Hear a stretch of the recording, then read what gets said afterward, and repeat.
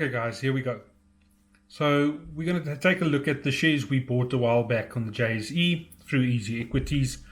We'll take you through step by step what we've done, what we've invested in, and what our returns were. So in short, again, the JSE is very volatile at the moment. Bear that in mind before investing. Make sure you don't invest your last pension money or money you need to buy food with. Go and invest the money you have spare, even if it's a 50 Rand, go and invest that 50 Rand. And in the JSE or whatever platform you feel comfortable with, please just don't go for any of these things that are doing the rounds now. Crowd one, not a fan. There's a couple of these things, stockfells, that are going around. I wouldn't recommend looking at them at all. Also, just rule of thumb is, if you Google it and you find positive feedback, you're most probably in the right space. If you struggle to find a website, or you struggle to get a reference, or you struggle to find someone that's actually selling a product, there's something there. You can't get massive returns just by adding members. That's basically a pyramid scheme. So please bear that in mind before investing. Don't do the quick buck type thing. There's enough money to be made on the JSE if you play it smart and if you stay in it. Also, again, read up about the stocks you buy. Invest in solid companies that you believe in, and you should be okay in the long run. Okay, so let's dive right into it. Okay, so just going to the first share we bought, it was basically AB InBev.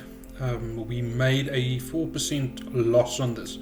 So you can see where we bought it, more or less. It was at 849 Rand and 59 cents. The current price is 851.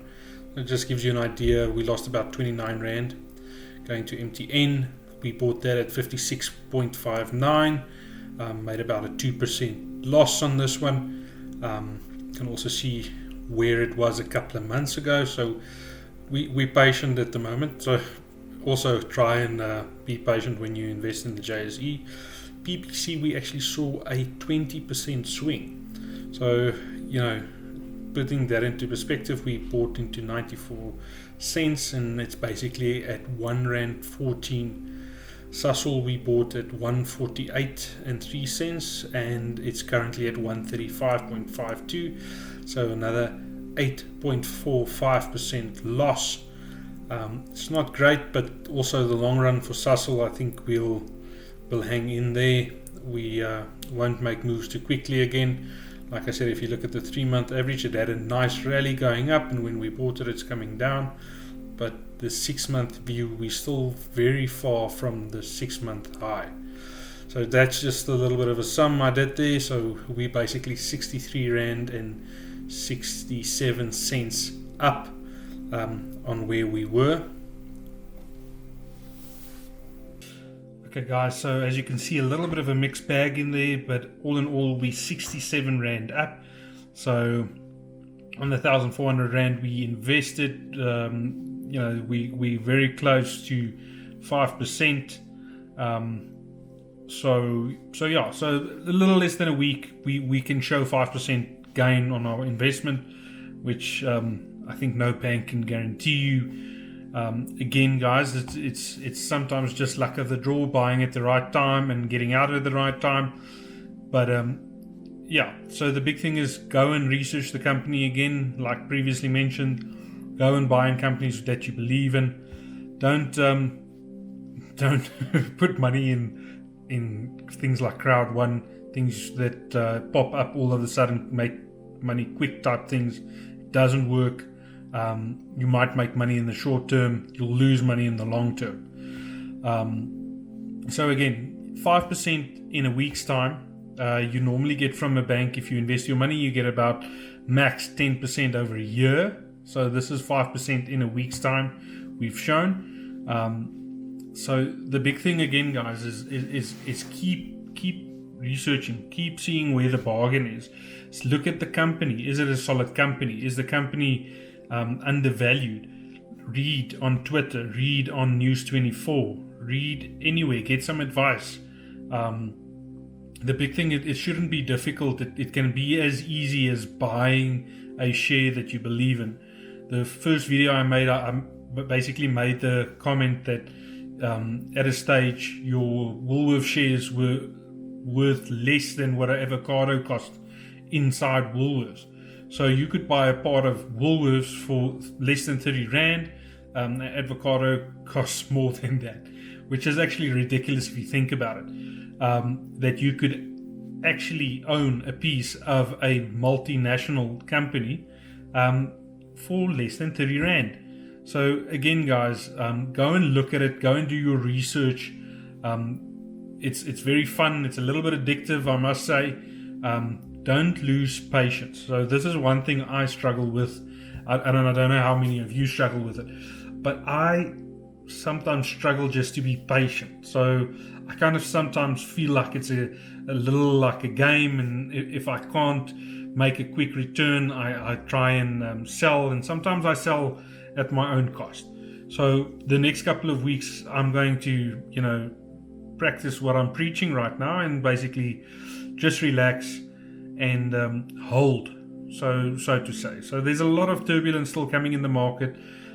It's not over yet. If you see what's going on in the US and people actually warning that there's another big collapse in the stock market coming, it might be true.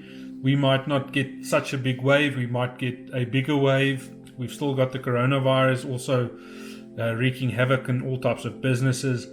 But at the end of the day is, invest. But invest money you're willing to lose, if so. And also know when to leave and when to take out. And like I said, I'm going to practice a little bit what I preach, and I want to get out at around about 10 to 15% in the short term. So actually, the PPC shares we should have actually sold. We're keeping it in there for a little bit, so hopefully the rest of the shares will also pick up a little bit. But basically, at 15% in a short term, you're doing better than any bank can guarantee you. And again, the other side should be the true as well. People, I don't necessarily have that. I try and keep in as long as I can, when I can. But a lot of people believe also in a stop loss. So saying that if you get to a 5 or 8 or 10% loss in a share, that you sell it at that price and you reinvest. Even you can reinvest in that same share when you know it's going to fall way below the price. So stop your loss at 5 or 10% and buy in at a lot lower price if you still believe in that share and that it might grow in the future. So a lot of people do that. Personally, I kind of stick it out. I like Brait only recently showed some growth, around about, I think, 2 to 4% up, where I was about 9 to 10% down a couple of days ago. So that one I'm willing to see through and just wait a little bit. The big thing, my rationale for that share is that they own a big part of the Virgin Active gyms. They have not opened yet, so I take it that the share price will only jump or go up as soon as the announcement is that gyms can start up again, and hopefully we'll see a bit of a jump then in the share price on Brait.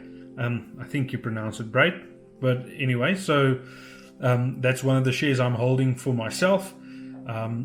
I'm also thinking, and you guys must tell me what you think, I'm thinking of doing a video on tax-free saving accounts. So I've got a tax-free saving account of my own, also on Easy Equities.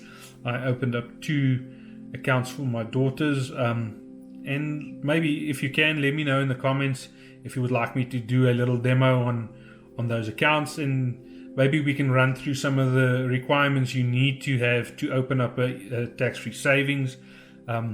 Again, that's a lot more long-term savings that I'm looking at, instead of a little bit of a speculating, if I can call it that, on the JSE. But I hope you enjoyed the video. Please smash the like button and also subscribe. Great, thank you.